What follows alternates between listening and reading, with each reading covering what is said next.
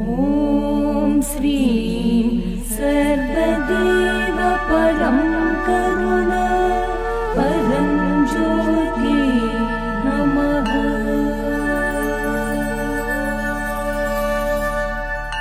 ॐ श्रीं सर्वदेव परं करुण परं ज्योति नमः।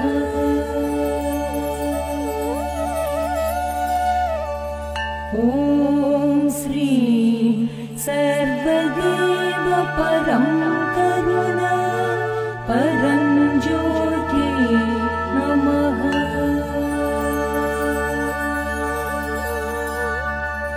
ॐ श्रीं सर्वदेव परं करुण परं ज्योति नमः।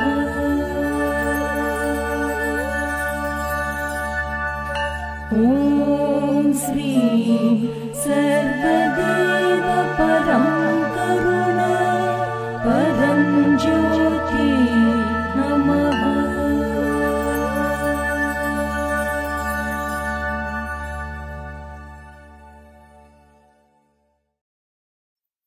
সেপ্টেম্বর মাস 2024 শ্রী ভগবানের মুক্তি মুখ্য দর্শন ক্লাসের বাংলা অনুবাদ শুনছি আমরা।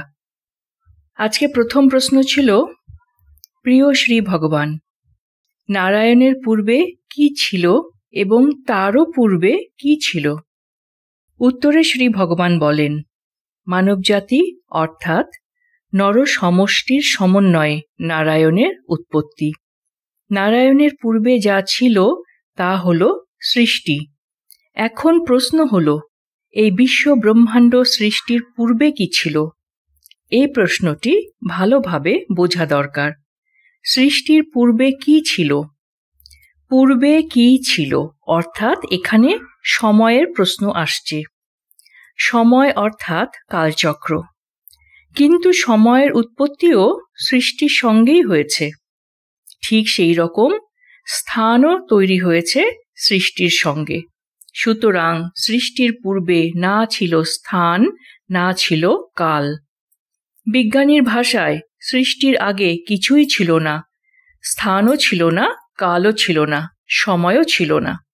ধরা যাক আপনি একজন দার্শনিক। দার্শনিক বলবেন এখানে স্থান, সময় ইত্যাদি মাহাত্ম্যপূর্ণ নয়, কারণ সৃষ্টির পূর্বে কি ছিল তা জানা যায় না এবং তা জানা সম্ভবও নয়। ধরা যাক আপনি একজন মিস্টিক, অর্থাৎ আপনি অতীন্দ্রিয়বাদী। আপনি বলবেন সৃষ্টির পূর্বে যা ছিল তা হল অস্তিত্ব। অস্তিত্ব হল যা আছে তাই। বর্তমান হল অস্তিত্ব, আর অস্তিত্বই বর্তমান। এখানে কোনো অতীত নেই, নেই কোনো ভবিষ্যৎ, পুরোটাই শুধু বর্তমান। আরেক অতীন্দ্রিয়বাদী বলবেন সৃষ্টির আগে ছিল মহাশূন্য, শূন্য অর্থাৎ কিছুই নেই। দুই ধরনের অতীন্দ্রিয়বাদী আছেন। এদের কেউ বলবেন আছে, অন্যজন বলবেন নেই। আর আপনি যদি আস্তিক হন, ধর্মে রুচি রাখেন, তবে আপনি বলবেন আছেন শুধু তিনি, যিনি ঈশ্বর। সুতরাং বিজ্ঞানী এক রকমের উত্তর দেবেন, দার্শনিক দেবেন আরেক রকম।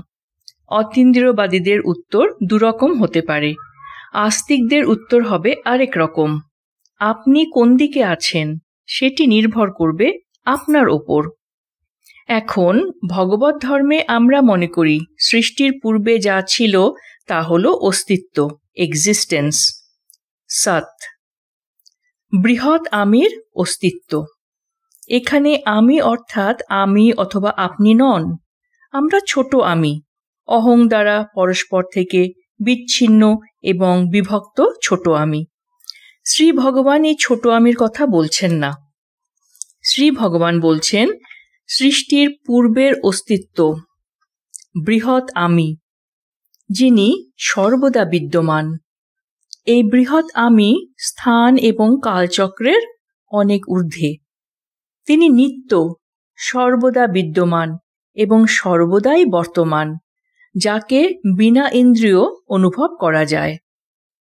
বৃহৎ আমি এক ও অদ্বিতীয়, এবং তিনি শুদ্ধ চৈতন্য। এই শুদ্ধ চৈতন্য সর্বব্যাপী। আপনার মধ্যে, আমার মধ্যে, সর্বত্র জুড়ে শুধু এই চৈতন্যই বর্তমান। চৈতন্য ছিল, চৈতন্য আছে এবং চৈতন্য থাকবে। শ্রী ভগবান বলছেন, ছিল, আছে এবং থাকবে এই শব্দগুলোর আসলে কোনো মানে হয় না। যা আছে তাই, যা আছে অস্তিত্ব, তাই হলো চৈতন্য। সুতরাং চৈতন্য বর্তমান, বর্তমানই সেই নিত্য এক ও অদ্বিতীয় চৈতন্য। আপনি জীবিত অথবা মৃত, আপনার যে কোনো অবস্থাতেই চৈতন্য বর্তমান। যখন আপনি জীবিত তখন চৈতন্য বর্তমান, যখন আপনি মৃত, ভস্মীভূত, তখনও চৈতন্য বর্তমান। বৃহৎ আমি এক ও অদ্বিতীয় আমি সদা বর্তমান শুদ্ধ চৈতন্য, এই হল ধর্মের বক্তব্য। ধন্যবাদ শ্রী ভগবান। পরবর্তী প্রশ্ন, প্রিয় শ্রী ভগবান, কখন একজন ব্যক্তির জীবনে রূপান্তর ঘটে? এই প্রশ্নের উত্তরে শ্রী ভগবান বলছেন, আপনারা যদি এই পৃথিবীর ইতিহাস দেখেন, দেখতে পাবেন কিভাবে বিভিন্ন সময়ে পৃথিবীর বিভিন্ন স্থানে বিভিন্ন ব্যক্তির জীবনে রূপান্তর ঘটেছে। বিভিন্ন সভ্যতা ও সংস্কৃতিতে এটি পরিলক্ষিত হয়েছে। সাধারণত দেখা যায়, যখন কোনো ব্যক্তি উচ্চতম আধ্যাত্মিক অনুভূতি লাভ করেন, তখনই তিনি রূপান্তরিত হন। বুদ্ধ, যীশুখ্রিস্ট প্রভৃতি মহাপুরুষ এভাবেই রূপান্তরিত হয়েছেন। এছাড়াও অনেকে নরকের অভিজ্ঞতা লাভ করে ফিরে এসে রূপান্তরিত হয়েছেন। অনেকে শ্রী পরম জ্যোতির সাক্ষাৎ পেয়ে এবং তাঁর সঙ্গে বার্তালাপ করে রূপান্তরিত হয়েছেন। কিছু ব্যক্তি মানব জাতির ভবিষ্যৎ দর্শন করে রূপান্তরিত হয়েছেন। আবার কিছু ব্যক্তি এই পৃথিবীতে তাদের ভূমিকা প্রত্যক্ষ করে রূপান্তরিত হয়েছেন।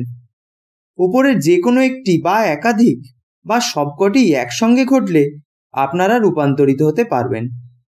এক্ষেত্রে মনে রাখবেন, আপনারা নিজস্ব প্রচেষ্টায় কখনোই রূপান্তরিত হতে পারবেন না।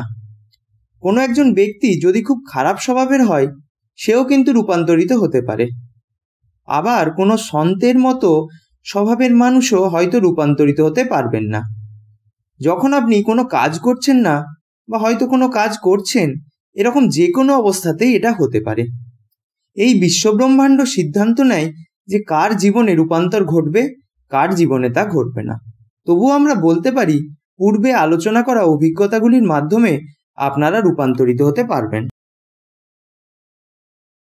পরবর্তী প্রশ্ন। পাদপ্রণাম শ্রী ভগবান। শ্রী ভগবান, ধর্মে আমাদের কিসের ওপর মনোসংযোগ করা উচিত? এই প্রশ্নের উত্তরে শ্রী ভগবান বলছেন, ধর্মে আমাদের অবশ্যই পরম জ্যোতিকে আবিষ্কারে মনোযোগ দিতে হবে। পরম জ্যোতিতে বিশ্বাস করা এক জিনিস, কিন্তু পরম জ্যোতিকে আবিষ্কার করা অন্য জিনিস। আপনি বিশ্বাস করুন, কারণ আপনার বাবা বা মা বিশ্বাস করেন, বা আপনার বন্ধুরা বিশ্বাস করেন, বা আপনার স্ত্রী বা স্বামী বিশ্বাস করেন, সে ঠিক আছে, কিন্তু এখনো এটি শুধুমাত্র একটি বিশ্বাস। আপনার অবশ্যই পরম জ্যোতির প্রত্যক্ষ অভিজ্ঞতা থাকতে হবে, যেখানে আপনি আসলে দেখতে পারবেন এবং আপনি অনুভব করতে পারবেন যে এটি কি। আপনি জীবিত থাকাকালীনই এটি ঘটতে পারে। আপনার চেতনা অন্য জগতে স্থানান্তরিত হতে পারে, যেখানে আপনি পরম জ্যোতিকে তার সমস্ত মহিমায় দেখতে পাবেন। পরম জ্যোতির বিশালতা, গভীর ভালোবাসা, যা আপনি সেখানে অনুভব করতে পারবেন, যা এই পৃথিবীতে কখনো অনুভব করা যায় না। এবং আপনি অনেক অন্যান্য জিনিস দেখতে পাবেন। পরম জ্যোতিকে প্রত্যক্ষ করা মানে এমন অনেক জিনিস খোঁজার মতন। আপনার মহাবিশ্ব ব্রহ্মাণ্ড সম্পর্কে একটি ভালো ধারণা থাকতেই পারে, তবে আপনি মহাবিশ্ব ব্রহ্মাণ্ড বলে যা মনে করেন, এটি তার থেকে অনেক আলাদা। বাস্তবে আপনি যা ভাবেন তার থেকে অনেক আলাদা। আপনি যা শেখেন বা আপনি যা জানেন বা মনে করেন, বাস্তবিকতা তার থেকে অনেক অনেক আলাদা। বাস্তবতার সাথে আপনার কিছুই করার নেই, যা আপনাকে সম্পূর্ণরূপে পরিবর্তন করে দেয়। এই ব্রহ্মাণ্ড আপনি যা মনে করেন তার থেকে খুব খুব আলাদা। আপনার এইসব ভাবনা তখনই বাস্তবায়িত হবে যখন আপনি পরম জ্যোতির সাথে মুখোমুখি হবেন এবং আপনি পরম জ্যোতি আবিষ্কার করবেন। কেবল বিশ্বাস নয়, বিশ্বাস ভালো, ঠিক আছে, কিন্তু পরম জ্যোতিকে আবিষ্কার করা হলো সম্পূর্ণ অন্য জিনিস, যা আপনাকে অবশ্যই করতে হবে। আর এরপর হলো শিক্ষা, যা আপনাকে বুঝতে হবে। একটা স্তরে আপনি এই শিক্ষাকে বুদ্ধিমত্তার দ্বারা বুঝতে পারেন, কিন্তু তারপরে আপনাকে এই শিক্ষাগুলি আবিষ্কার করতে হবে। এটা অবশ্যই অভিজ্ঞতামূলক হয়ে উঠতে হবে। শিক্ষা কিভাবে কাজ করে সেটি আপনাকে আলাদাভাবে দেখতে হবে। তাই প্রথমে আপনাকে শিক্ষা সম্পর্কে বুঝতে হবে, আপনি তখন এটি সম্পর্কে তথ্য পাবেন। এরপর আপনি শিক্ষা সম্পর্কে চিন্তা করুন, আপনি এটি সম্পর্কে শিখুন। আপনি যখন বুদ্ধিমত্তার সাথে এটি বুঝতে পারবেন তখন আপনার হৃদয় বিকশিত হবে এবং সেটি হবে শিক্ষার একটি বাস্তব আবিষ্কার। আপনি তখন সত্যিই বুঝবেন এটি কিভাবে কাজ করে, আপনার এতে কি হয়। তাহলে উদাহরণস্বরূপ শুনুন, শিক্ষা আপনার শোনার উপর নির্ভর করে। শিক্ষা সবটাই হলো শোনার উপর। যদি আপনি সত্যি শুনতে পারেন তাহলে এটি দেখতে হবে কিভাবে আপনার স্ত্রীর সাথে আপনার দীর্ঘস্থায়ী ঝগড়া হয় এবং তারপর আপনি শুনতে শুরু করেন এবং সব কিছু তখন বদলে যায়। তাই শিক্ষাগুলি আবিষ্কার করুন। আপনাকে দেখতে হবে, আপনি কিচ্ছু দেখেন না, আপনি কেবল মন্তব্য করেন, ব্যাখ্যা করেন এবং আপনি বিচারও করেন। আর এই এত কিছু করলে মন শান্ত রাখা যায় না, কিন্তু আপনি যদি স্পষ্ট রূপে দেখতে পান তাহলে আপনি মুক্ত হয়ে যাবেন। তাই আপনি এই শিক্ষার অভিজ্ঞতা বাস্তবে অনুভব করুন। অনেকেই এখন এটি অনুভব করছেন, বাস্তবে দেখছেন এবং মুক্ত হচ্ছেন। সুতরাং এইভাবে সমস্ত শিক্ষা অবশ্যই আবিষ্কৃত হবে, অভিজ্ঞতাগতভাবে নিজের দ্বারা আবিষ্কার হবে। এরপর হলো সংঘ। আমাদের সঙ্গে ৮১,০০০ মানুষ আছে, যার মধ্যে আপনিও যুক্ত আছেন। তাই এই ৮১,০০০ মানুষকে রূপান্তরিত বা পরিবর্তিত হতে হবে। এর জন্য আপনাকে কাজ করতে হবে, আপনাকে অবশ্যই অনেক মানুষকে যুক্ত করতে হবে এবং আপনাকে অবশ্যই কাজ করতে হবে। এই ৮১,০০০ মানুষকে পরিবর্তিত করতে হবে এবং এরপর মনুষ্য জাতি, মানবতা পরিবর্তন করার ক্ষমতা অর্জন করবে। আর এই ৮১,০০০ মানুষ একত্রে বিশাল বড় শক্তি উৎপন্ন করবে এবং সেই শক্তি মানবতাকে পরিবর্তিত বা রূপান্তরিত করবে। তাই এখানে বৌদ্ধ ধর্মের সাথে তুলনা করতে পারি। উদাহরণস্বরূপ ওনাদের সাথে বুদ্ধ আছেন আর আপনাদের সাথে পরম জ্যোতি আছেন। সেখানে ধর্ম আছে আর আপনাদের সাথে আছে শিক্ষা। অবশ্যই তারা ভিন্ন। ওনাদের কাছেও সংঘ আছে, এখানেও আপনাদের একটি সংঘ আছে।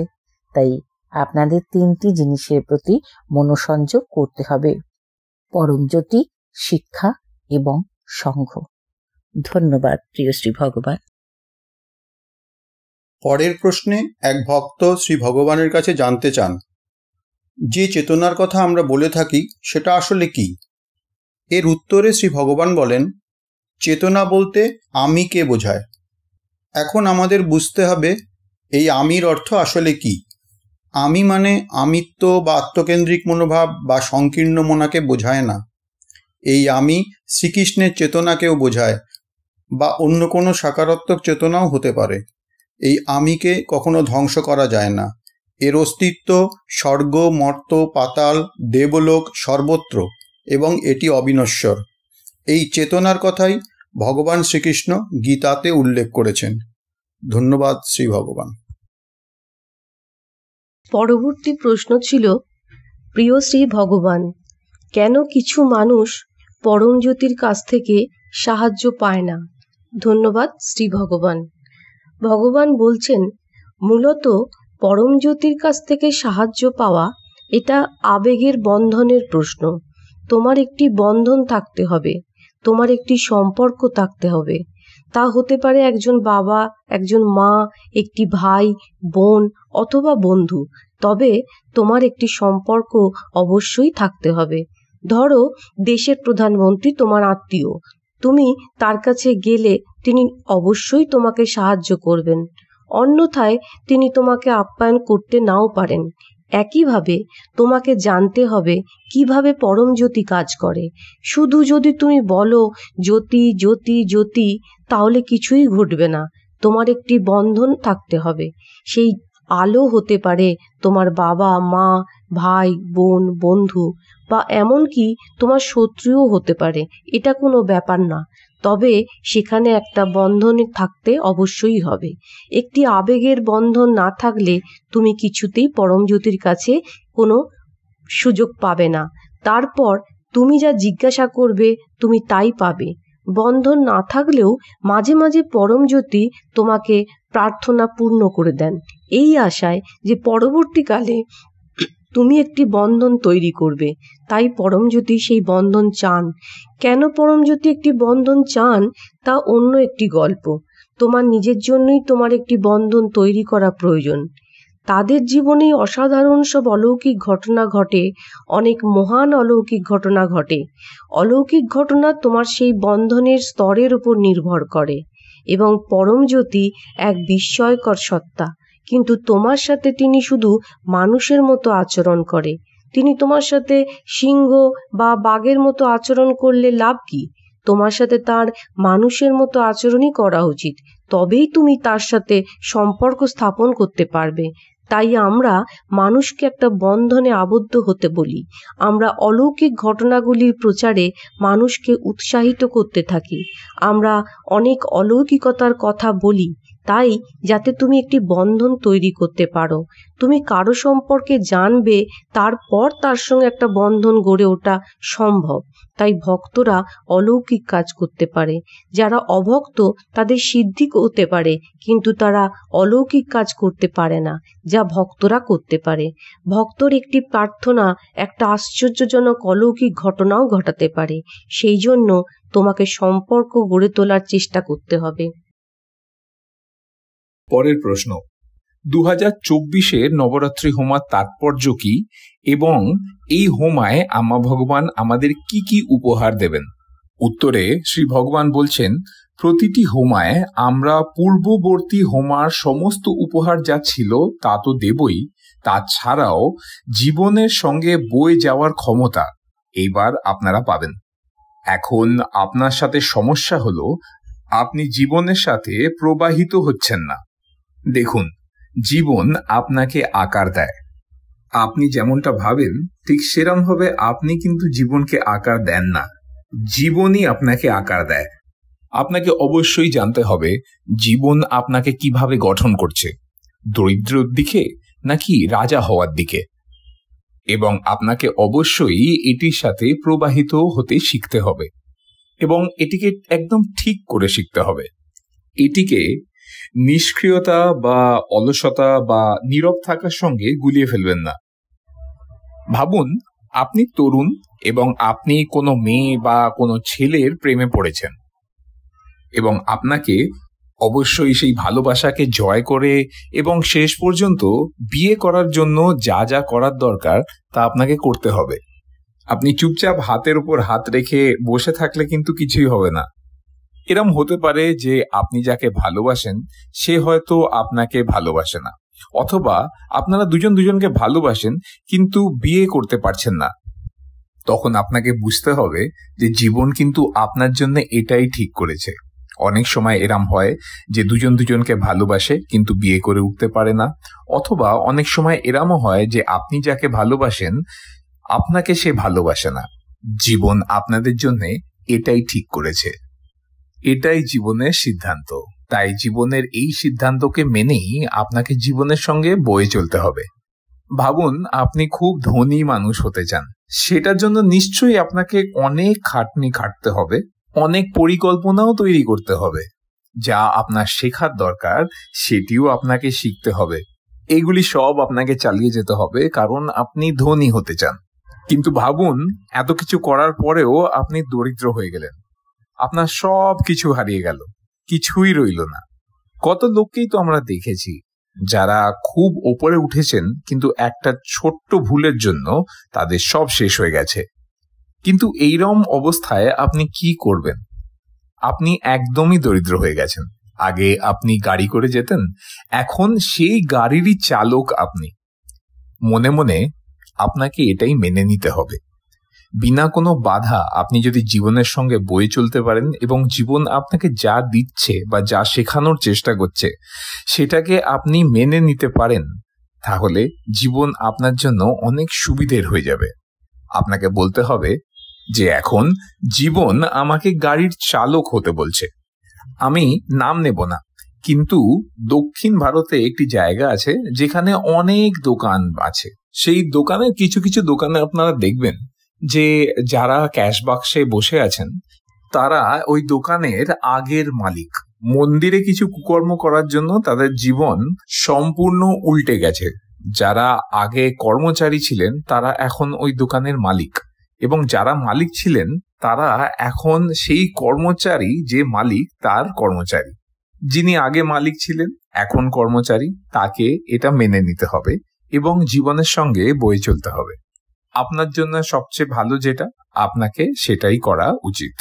কিন্তু একটু নিজের খেয়ালও রাখা উচিত। ভাবুন আপনার একটা অ্যাক্সিডেন্ট হলো এবং আপনার পাটা ভেঙে গেল। আপনার পাটিকে বাঁচানোর জন্য আপনার হাতে যা যা করার আছে আপনাকে কিন্তু করতে হবে।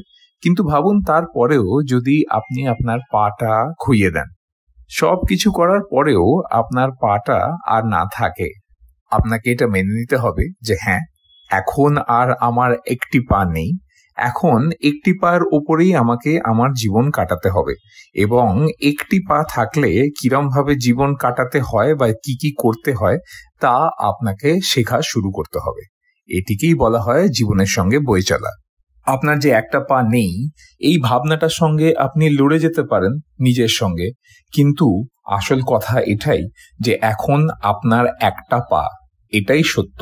জীবন আপনাকে এটাই দিয়েছে এবং আপনাকে এটাকেই মেনে নিতে হবে এবং জীবনের সঙ্গে বয়ে চলতে হবে।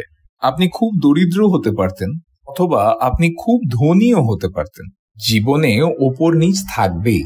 আর সেই জন্যেই ভারতের সাপসিঁড়ি খেলা সকলের এত পছন্দের। সত্যি কথা বলতে এই খেলাটাই হচ্ছে জীবন। যখন আপনাকে সাপ খাবে এবং আপনি নিচে চলে আসবেন, এটিকে মেনে নিয়ে জীবনের সঙ্গে আপনাকে বয়ে চলতে হবে। খুশি খুশি জীবনে আপনাকে নেমে আসতে হবে। এটিকেই বলে জীবনের সঙ্গে বয়ে চলা। সাপসিঁড়ির খেলাটাই হলো আসলে জীবন। পাদপ্রণাম শ্রী ভগবান। সত্য কি তা নির্ভর করে সম্পূর্ণ নিজের ওপর। এই বাণীটি বুঝিয়ে দিতে এক ভক্ত শ্রী ভগবানকে অনুরোধ করেন। এই প্রসঙ্গে ভগবান একটি গাছের উদাহরণ দিয়েছেন।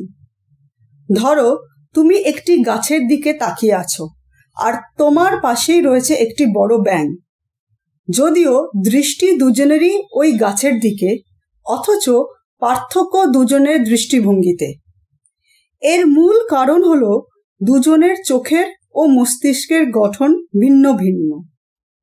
ঠিক একইভাবে ব্যাঙের পরিবর্তে বাঘ, পাখি বা মাছের উদাহরণ দেওয়া যেতে পারে। ভাববার বিষয় এখানে মূলত দুটি জিনিস নিয়ে, তুমি যে দ্রষ্টা আর গাছ যেটা দ্রষ্টব্য। সকলের জন্য দ্রষ্টব্যটি এক, শুধু বদল ঘটে দ্রষ্টার। এবার আসা যাক মানুষের ক্ষেত্রে। বিভিন্ন মানুষের চিন্তাধারা, বস্তু বিশেষে ধারণা, বিশ্বাস, মতাদর্শ আলাদা আলাদা।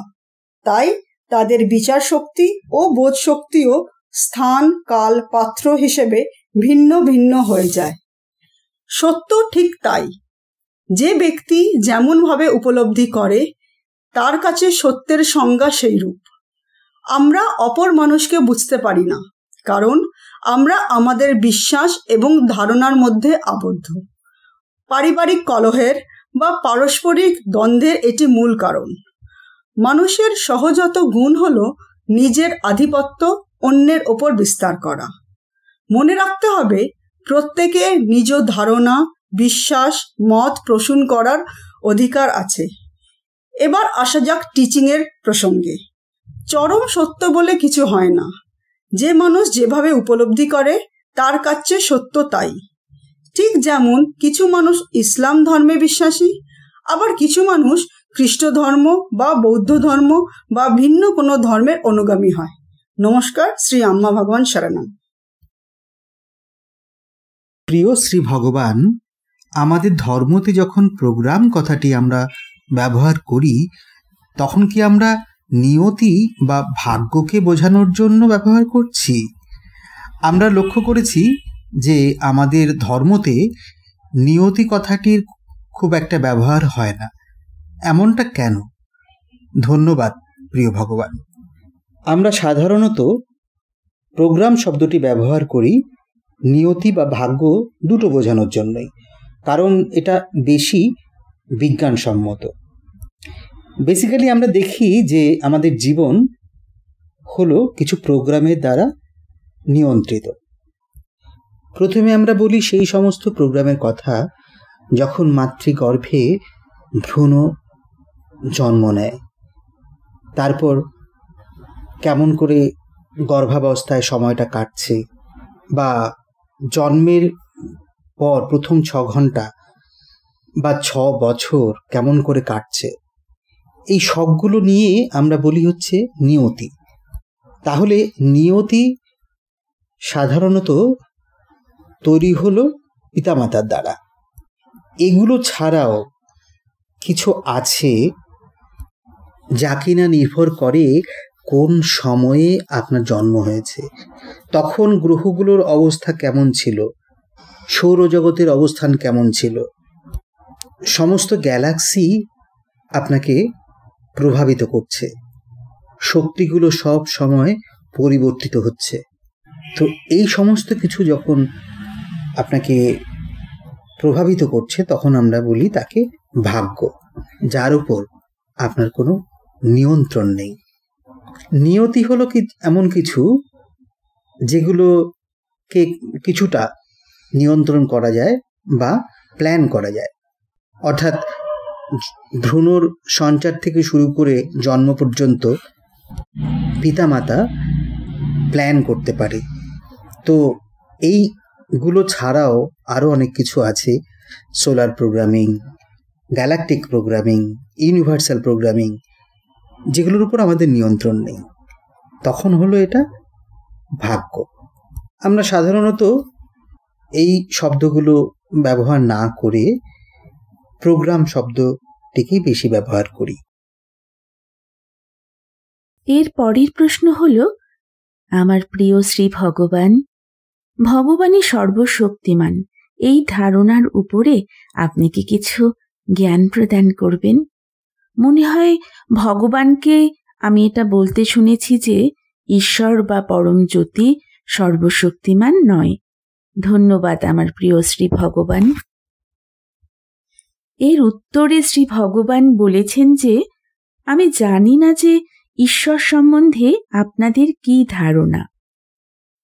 যদি আপনারা ঈশ্বরকে আরম্ভ বা কিছুই নয় ভাবেন, বা ঈশ্বরকে অস্তিত্ব বা অস্তিত্বহীন ভাবেন, তবে তাকে আমাদের ঈশ্বর ভাবতে হবে বা ব্রহ্মাণ্ডকেই ঈশ্বর বলতে হবে।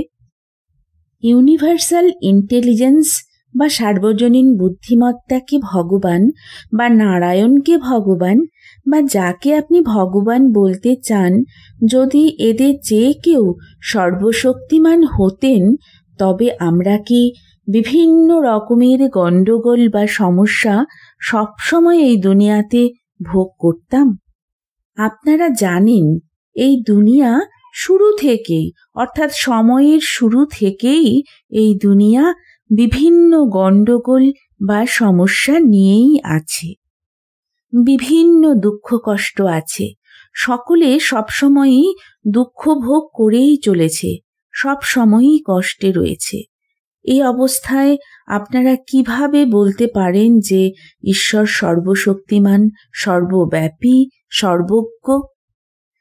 শ্রী ভগবান বলেছেন যে আমার কাছে এর অনেক প্রমাণ আছে যে ভূলোক থেকে অন্য লোক একেবারেই আলাদা, অদ্ভুত। ভূলোকেই এত কষ্ট কেন? প্রায় সৃষ্টির প্রথম দিন থেকেই শুধু মানুষই নয়, সবই জীবজন্তু, গাছপালা সকলেই কষ্টে আছে, পীড়িত আছে। শারীরিক কষ্টে হোক বা মানসিক কষ্ট, আসলে কষ্টেই আছে। ঈশ্বর যদি সর্বশক্তিমান হতেন তবে কিছু সময়েই এই সব কিছু বদলে ফেলতে পারতেন। কিন্তু কেউই সর্বশক্তিমান নয়। যদি ঈশ্বর সর্বশক্তিমান হতেন তবে পরের মুহূর্তেই এই দুনিয়াকে স্বর্গ বানিয়ে ফেলতে পারতেন। তাতে দুঃখেরও পরিসমাপ্তি হতে পারত। আমাদের কাজ তো দুঃখ শেষ করা নিয়েই, কিন্তু সেটা হচ্ছেই না। শ্রী ভগবান বলেছেন, তাই আমি বলি, ঈশ্বর খুবই শক্তিশালী, কিন্তু সর্বশক্তিমান নয়। ঈশ্বর একজন মৃত ব্যক্তিকে পুনরায় জীবিত করতে পারেন, এর অনেক প্রমাণও রয়েছে, কিন্তু ঈশ্বর সর্বশক্তিমান নয়। পরবর্তী প্রশ্ন। পাদ প্রণাম প্রিয় শ্রী ভগবান। ভগবান, আমরা কিভাবে মনের কাহিনী ও অন্তর্দৃষ্টি বা সচেতনতার মধ্যে পার্থক্য করব? এর উত্তরে শ্রী ভগবান বলেন, মনের কাহিনী বা মনের কসরত মানুষের মধ্যে কোনো পরিবর্তন ঘটাতে পারে না, কিন্তু অন্তর্দৃষ্টি বা সচেতনতার উন্মেষ ঘটলে মানুষের মস্তিষ্কের মধ্যে পরিবর্তন ঘটে, যার ফলে ওই ব্যক্তি পরিবর্তিত হয়। পরবর্তী প্রশ্ন। আমিত্বভাব একটি ভ্রম। আমার মন আমার নয়, আমার শরীর আমার নয়, আমার বিচার আমার নয়, এবং আমি বলে কোনো ব্যক্তি নেই, রয়েছে শুধু বিভিন্ন ব্যক্তিত্ব। এই শিক্ষাটি আমি সঠিকভাবে কখনোই উপলব্ধি করতে পারিনি। কেমন করে আমি এই শিক্ষাটি বুঝতে পারব অথবা অনুভব করতে সক্ষম হব? ধন্যবাদ শ্রী ভগবান। শ্রী ভগবান উত্তরে বলছেন, যখন আপনি উচ্চ স্তরে অর্থাৎ উচ্চতর চৈতন্যে উন্নীত হবেন, তখন এই শিক্ষাটি আপনার জন্য বাস্তব হয়ে উঠবে। চৈতন্যের কোনো কোনো স্তরে এই শিক্ষাটিকে বোঝা একেবারেই সম্ভব নয়। চৈতন্যের একটি স্তরে আপনি বলবেন, এটা আমার শরীর, এটা আমার মন, যা আপনার জন্য একদম বাস্তব, একদম সত্যি। কিন্তু আপনি যখন চৈতন্যের উচ্চ স্তরে উঠতে সক্ষম হবেন, তখন দেখবেন আপনার বাস্তবতা বদলে গেছে। আপনি তখন আপনার বিচারকে চাক্ষুষ দেখতে পাবেন। উদাহরণস্বরূপ, যখন আপনি চৈতন্যের অনেক ঊর্ধ্বস্তরে পৌঁছে যাবেন, তখন আপনি দেখবেন হিংসার বিচার একটি ছোট লাল ফুলের আকারে উড়ে বেড়াচ্ছে, এবং আপনি এই ফুলটির প্রতি আকর্ষিত হবেন। চৈতন্যের অনেক ঊর্ধ্বস্তরেই এটা সম্ভবপর। প্রত্যেকটি প্রক্রিয়ায় আপনার চৈতন্য স্তরকে ঊর্ধ্বস্তরে পৌঁছে দেওয়ার চেষ্টা করছি আমরা। ধীরে ধীরে অবশ্যম্ভাবী রূপে আপনাদের অন্তরে কিছু জিনিস ডাউনলোড করছি আমরা। এই মুহূর্তেও আমি কথা বলছি এবং সেই সঙ্গে আপনাদের ভেতর কিছু বিশেষ ডাউনলোড প্রক্রিয়াও চলছে।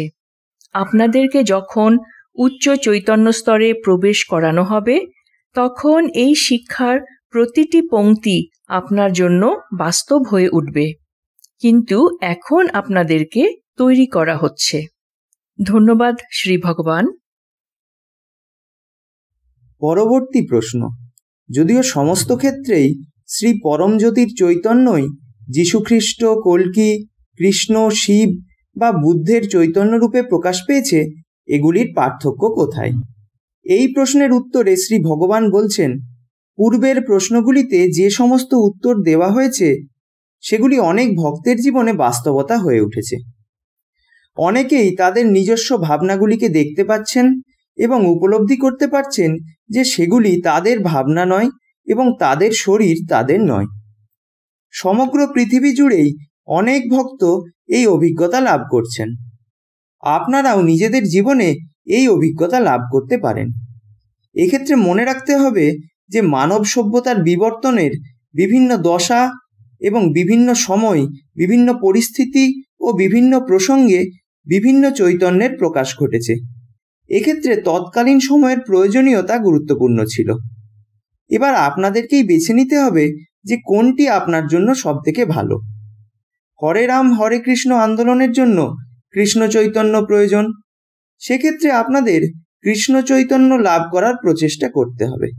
একইভাবে আপনারা যীশুখ্রিস্ট, রামণ মহর্ষি বা বুদ্ধের চৈতন্য লাভের প্রচেষ্টা করতে পারেন।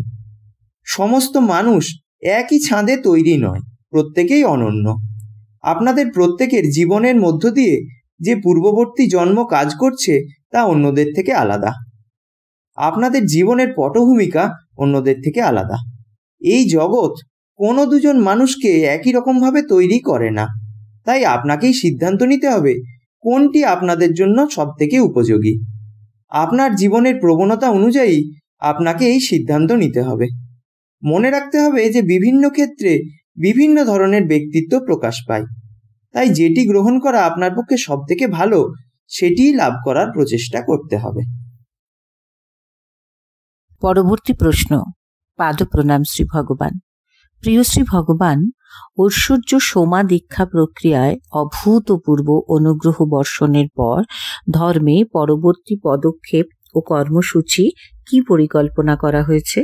এই প্রশ্নের উত্তরে শ্রী ভগবান বলছেন, আমরা আরেকটি কর্মসূচি চালু করার জন্য প্রস্তুত হচ্ছি, যা সরাসরি রূপান্তরের উপর কেন্দ্রিত। আমাদের কাছে বেশি সময় নেই, তাই আমরা রূপান্তরের দিকে মনোসংযোগ করতে যাচ্ছি। যতক্ষণ আমাদের কাছে প্রচুর সংখ্যায় রূপান্তরিত লোক হবে না, ততক্ষণ আমরা আগামীতে দুর্যোগকে থামাতে পারবো না, এমনকি ওই সকল দুর্যোগের প্রভাবকেও কম করতে পারবো না বা তীব্রতাকেও কম করতে পারবো না। ফলে ওই দুর্যোগে প্রভাবিত লোকেদেরও কোনো প্রকার সাহায্য করতে পারবো না। তাই বলছি, যদি আমরা ৮১,০০০ সংখ্যায় পৌঁছতে পারি তাহলে খুবই উত্তম। তবে এখন এটি প্রায় অসম্ভব বলে মনে হচ্ছে, কারণ মানুষের কাছ থেকে আমরা তেমন কোনো সাড়া পাচ্ছি না। তা যা কিছু আমাদের করার আছে সেটা আমাদেরকেই করতে হবে এবং আমাদের লোকেদেরকে দ্রুত রূপান্তরিত করতে হবে। আর তার সাথে আমাদের মানব জাতির কল্যাণ করার জন্য প্রয়াস করতে হবে। আমাদের সকল কর্ম লোকেদের পরিবর্তন করা এবং মানব জাতির কল্যাণের জন্যই। আমাদের কাছে করার জন্য আর কিছুই নেই, তাই আমরা রূপান্তরের বা পরিবর্তনের প্রতি মনোসংযোগ করেছি। ভালোই হয়েছে আপনারা এই প্রশ্নটা জিজ্ঞাসা করেছেন। আমরা এর উপর পরিবর্তনের উপর মনোসংযোগ করব। ব্যাস, আমরা ইতিমধ্যেই এই বিষয়ের উপর মনোসংযোগ করা শুরু করে দিয়েছি এবং খুব শীঘ্রই বড় রকমের কোনো কর্মসূচি আমরা করব। ধন্যবাদ শ্রী ভগবান। পরবর্তী প্রশ্ন। পাদ প্রণাম শ্রী ভগবান। দেহের নিজস্ব এক চেতনা আছে। আমাদের দেহের সাথে চেতনার সবচেয়ে মধুর সম্পর্ক কি হতে পারে? উত্তরে শ্রী ভগবান বলছেন, আমাদের দৈহিক চেতনা আসলে এক ৬ বছরের শিশুর চেতনার মতন।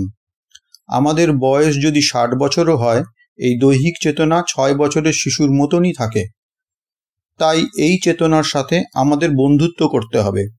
এই মধুর বন্ধুত্ব দেহ ও মনের সুস্থ সম্পর্ক স্থাপন করবে। ঠিক যেমন শরীর সুস্থ থাকলে মনও ভালো থাকে, তেমনি মন সুস্থ থাকলে শরীরও ভালো থাকে। এই মনকে আনন্দে রাখতে গেলে আমাদের শিশুসুলভ আচরণ করতে হবে, যেমন নাচ, গান ইত্যাদি। যে কাজ করলে আমরা সবথেকে বেশি আনন্দ পাই, আমাদের সেটা করা উচিত। কারণ যে কোনো অবস্থায় মানসিক আনন্দকেই গুরুত্ব দিতে হবে। এর মধ্যে নৃত্য হচ্ছে উল্লেখযোগ্য, কারণ এটি শরীরকে সচল রাখতে সাহায্য করবে। এতে জীবন আরও সুন্দর হবে এবং আমরা উপলব্ধি করতে পারব শরীর আমাদের বন্ধু। শরীর আর মনের অস্তিত্ব আলাদা। শরীরকে অবহেলা না করে তার যত্ন নেওয়া উচিত। ধন্যবাদ শ্রী ভগবান। পরবর্তী প্রশ্ন ছিল, জ্ঞানদীপ্ত স্থিতি, আনন্দ স্থিতি অবস্থাকে কিভাবে বজায় রাখতে পারি পুরনো স্থিতিতে ফিরে না গিয়ে? ধন্যবাদ শ্রী ভগবান। ভগবান বলছেন, তুমি জ্ঞানদীপ্তি স্থিতি পেতে পারো, কিন্তু অনেক সময় এমনও হতে পারে যে তুমি আনন্দে নেই। সেখানে নীরবতা আছে, শান্তি আছে, কিন্তু কোনো আনন্দ নেই। তুমি আনন্দ স্থিতিতে থাকতে পারো, কিন্তু তা সত্ত্বেও তুমি জ্ঞানদীপ্ত নাও হতে পারো।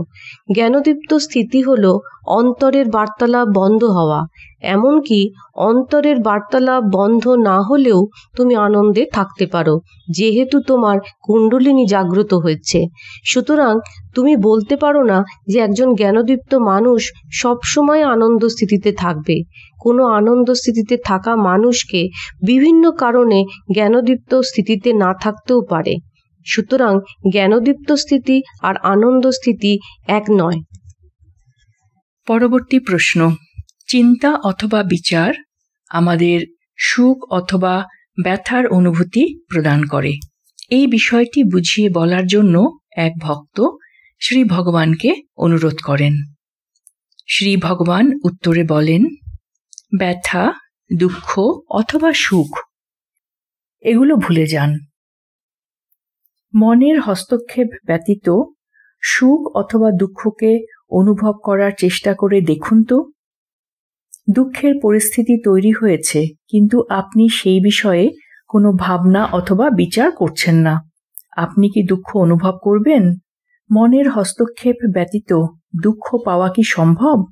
দুঃখ মানেই মনের বিচার, অথবা দুঃখ একটা বিচার মাত্র।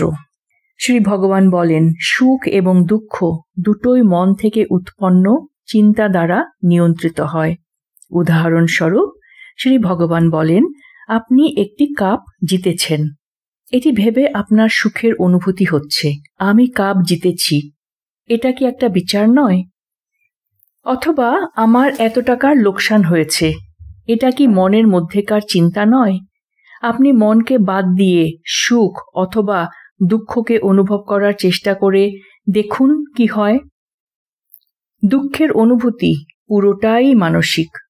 আমার টাকার লোকসান হয়েছে, এই ভাবনাটাই আমাকে দুঃখিত করে তুলছে। আমি কাপ জিতেছি, মনের এই ভাবনাটাই আমাকে সুখের অনুভূতি দিচ্ছে। ব্যথা অথবা বেদনা, কেউ আপনার পা অথবা হাত কেটে দিল, তখন আপনি অবশ্যই ব্যথা পাবেন। এই যে ব্যথাটা পাচ্ছেন, এখানে মনের অথবা ভাবনার কোনো স্থান নেই। এটা সম্পূর্ণ শারীরিক, শরীরের ব্যাপার। তবে ব্যথা পাওয়ার পর মন দুঃখ পাওয়ার প্রক্রিয়া শুরু করে দিতে পারে। সেটা হবে দুঃখ মানসিক, এবং প্রাথমিক যে ব্যথা লেগেছিল, প্রাথমিক যে বেদনা অথবা পেইন, সেটা শারীরিক। সুতরাং সুখ এবং দুঃখ এগুলো মনের ব্যাপার। শারীরিক সুখের কথা এখানে বলা হচ্ছে না। শরীরে যদি কোনো ব্যথা বেদনা হচ্ছে, সেটাও এখানে বলা হচ্ছে না। কিন্তু যা মন থেকে চিন্তা দ্বারা তৈরি হচ্ছে, এখানে সেই সুখ অথবা সেই দুঃখের কথা বলা হচ্ছে। পরবর্তী প্রশ্ন, পরম প্রিয় শ্রী ভগবান প্রণাম। যদি আত্মার অস্তিত্ব না থাকে, তবে পুনর্জন্ম কিভাবে সম্ভব? পরম জ্যোতি শ্রী ভগবান বলছেন, আমরা যে পূর্বকাল বা পরবর্তী কালের কথা উল্লেখ করে থাকি, বাস্তবে উভয়েরই অস্তিত্ব নেই। যা রয়েছে তা হলো বর্তমান। এই বর্তমানের মধ্য দিয়ে প্রবাহিত হয় পূর্ব সময় এবং পরবর্তী সময়। যখন এক ব্যক্তি স্মৃতিচারণ করে, সে সেই সময় মানসিকভাবে স্মৃতির কালে পৌঁছে যায়। ঠিক একইভাবে স্থানান্তর না করেও চিন্তনের মধ্য দিয়ে এক ব্যক্তি কখনো মহাকাশে, কখনো বা কোনো গ্রহে বা দেশ বিদেশে বিচরণ করতে পারে। বর্তমানের সাথে বিভিন্ন সময়ের, বিভিন্ন জায়গার, বিভিন্ন পরিস্থিতির যোগসূত্র ঘটায় আমাদের মস্তিষ্ক, এবং এই মস্তিষ্ককে পরিচালনা করে আমাদের চেতনা। সকারাত্মক চিন্তাধারার মধ্য দিয়ে এক ব্যক্তি যেমন সত্যলোক বা স্বর্গে ভ্রমণ করতে পারে, ঠিক তেমনি নকারাত্মক চিন্তাধারা তাকে নরকে পৌঁছে দিতে পারে। আমাদের ব্রেন টিভি রিমোটের মতো কাজ করে। যেমন রিমোটের মাধ্যমে চ্যানেল চেঞ্জ করা যায়, ঠিক তেমনি মস্তিষ্ক দ্বারা বিভিন্ন জায়গা, মানুষ ভ্রমণ করা যায়। বর্তমানে সাধনা বা সকারাত্মক ঊর্জার মধ্য দিয়ে একজন ব্যক্তি কখনো শ্রী রামচন্দ্রের, আবার কখনো শ্রীকৃষ্ণের চেতনা অনুভব করতে পারে। একজন মানুষ যখন মৃত্যু পথযাত্রী হন, তার চেতনা, তার বিশ্বাস, তার স্থিতি নির্ধারণ করে তার স্বর্গে অথবা নরকে গমন। কখনো সে নিজেকে দেখতে পায়, আবার কখনো পায় না, কারণ সময়, স্থান, গন্তব্য কিছুই চিরস্থায়ী নয়। এসবই আলেয়া। বিজ্ঞান বা গবেষণার পথ অনুসরণ করলে এই আলোচনার আরও গভীরে যাওয়া যাবে। নমস্কার।